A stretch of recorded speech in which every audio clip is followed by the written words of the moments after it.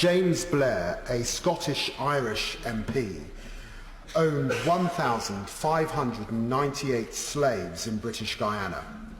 When slavery was abolished in 1833, he was awarded £83,000 350 in compensation, a sum worth £65 million today. In total, the British government paid out today's equivalent of £16.5 billion to compensate some 3,000 families that own slaves for the loss of their so-called property and investment. It represented at the time 40% of the Treasury's annual spending budget. The sum was so large that it took British taxpayers 182 years to pay off. Taxpayers like the children of Windrush, who were invited to Britain from Commonwealth countries in 1948. The children of the very slaves that James Blair owned. The children of people who had their British identity thrust upon them centuries ago, when they were stolen from their homes and sold as property.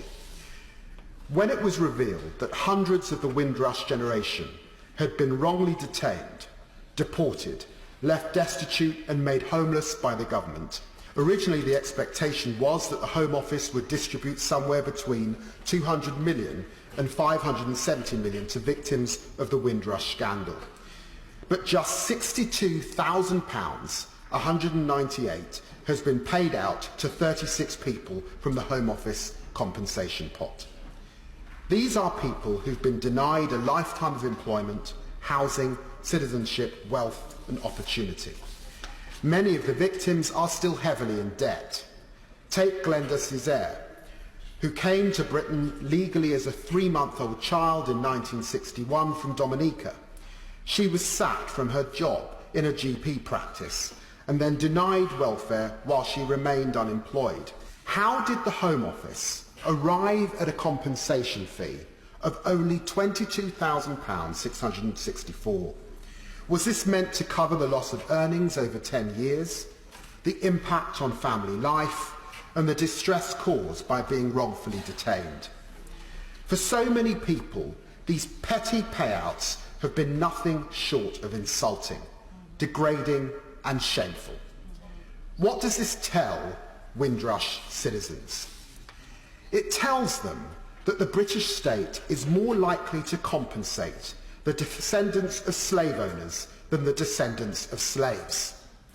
That the British state is more likely to reimburse those who made a living displacing human beings in the 19th and 20th century than those they continue to displace in the 21st.